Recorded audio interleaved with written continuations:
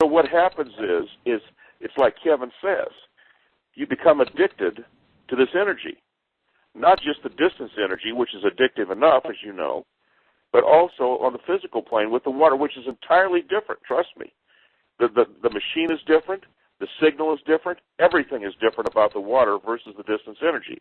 One is prayer, positive thinking, all that kind of stuff. Those are the kind of things I'm sending. The water is purely physiological stuff, enzymes, minerals, oxygen absorption, pHs, and various types of chemicals as well. All those are going into the water signal, completely different than the distance energy signal. Together, very, very powerful synergism. You don't hardly know where one stops and the other begins. And so what Kevin and I, the main thing we want to put forward tonight, you guys, is that you definitely want to saturate with this water. You're just gypping yourself if you don't do it. And since the water is available to each name, you got friends or something, have a water party or something. I mean, it really works. Kevin has, speaking of water parties, Kevin, I mean, what have you seen about, let's say, environments where the water is passing out? Well, the one thing I noticed it when I went to a Tony Robbins conference about a month ago, and I think I was only on the distance energy at that point. I don't really remember if the water had been yet, maybe 6 weeks ago.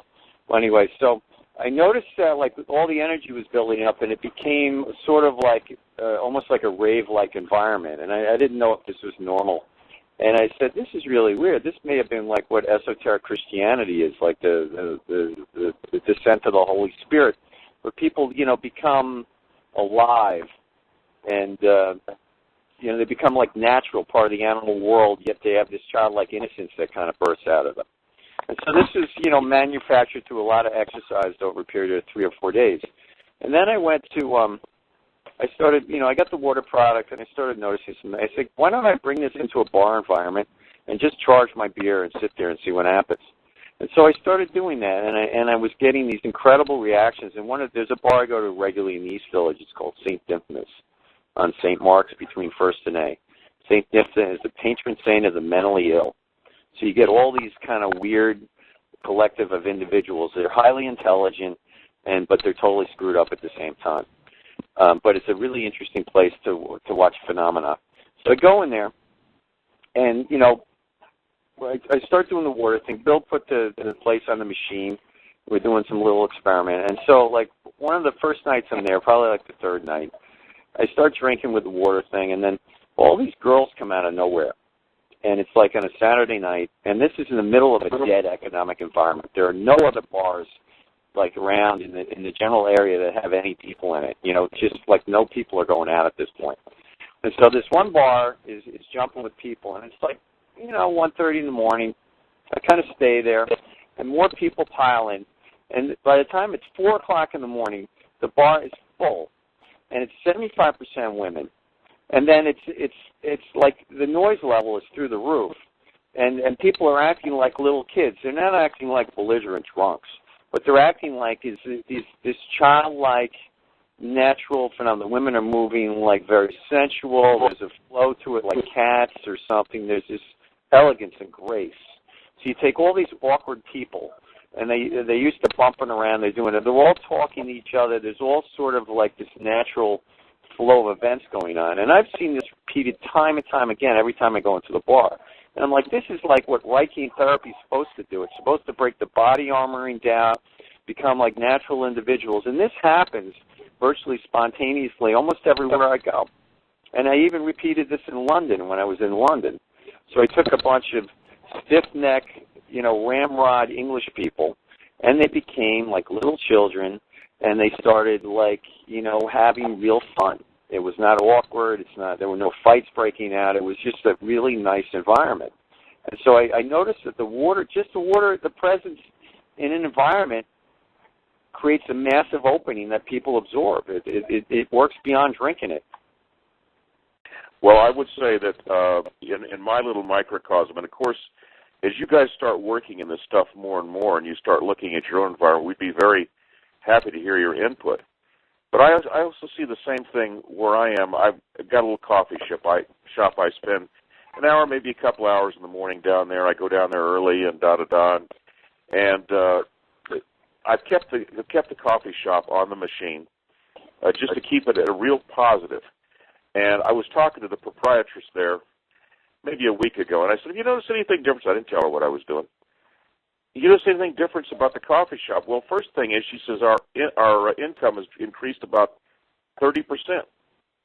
And she says, everything seems to be pleasant. She's got this big smile on her face.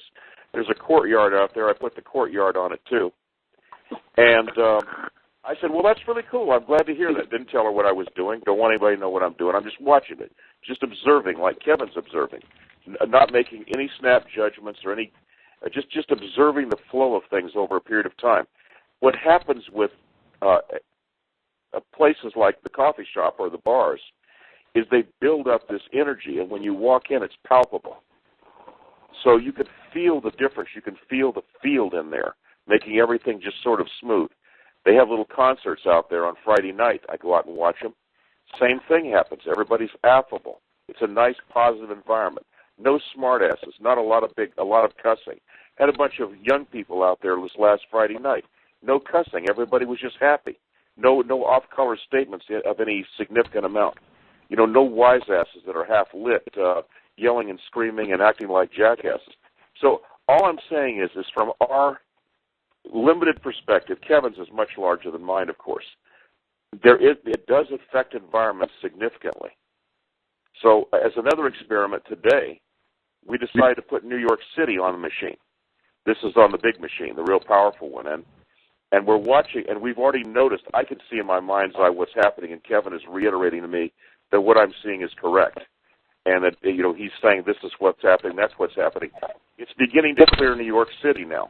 We decided to do that because Kevin is there, just like I'm in Prescott. Prescott is pristine, absolutely pristine compared to what it used to be. Prescott used to be like maple syrup. The negativity was here. We have like 84 drug rehab places in this town. This is one of the meccas of the country where people can go and nobody knows who they are. And it's like an isolated place away from nothing. Nobody knows anybody. And so they come here to rehab, and the place was just negative all the time. Now the atmosphere is extremely clear all the time. Kevin is also noticing a difference in New York, even in a very, very short period of time. I know that may sound strange to some of you people, sound really far out, but I'm telling you this is what we're observing. Both Kevin and I are very sensitive people when it comes to energy, extremely sensitive.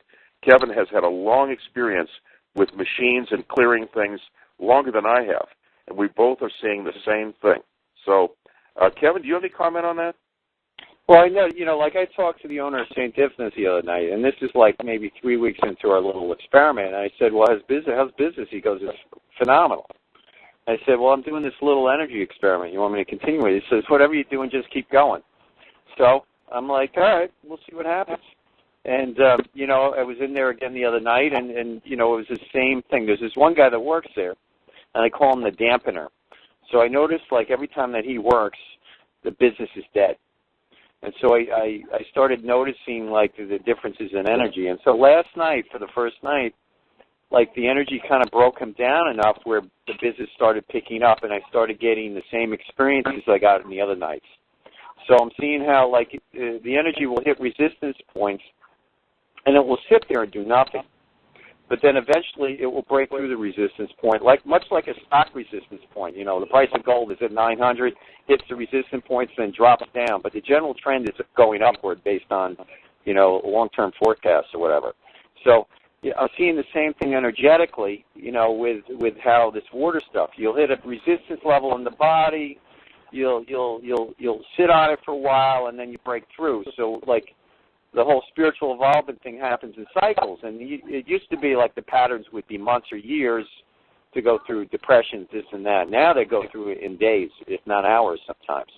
And so I may feel bad a couple hours, and I'm like, I'll just drink more water, take another bath, go for a run, blah, blah, blah, yada, yada, yada, take a nap, and then eventually I break through it, and then I'm on the upswing. Now, I noticed when you get into a high level of energies, all this weird stuff starts to manifest. So, we've had our website up for almost 6 months. And, like, last week, I broke off the relationship with my web designer, who was a partner of mine.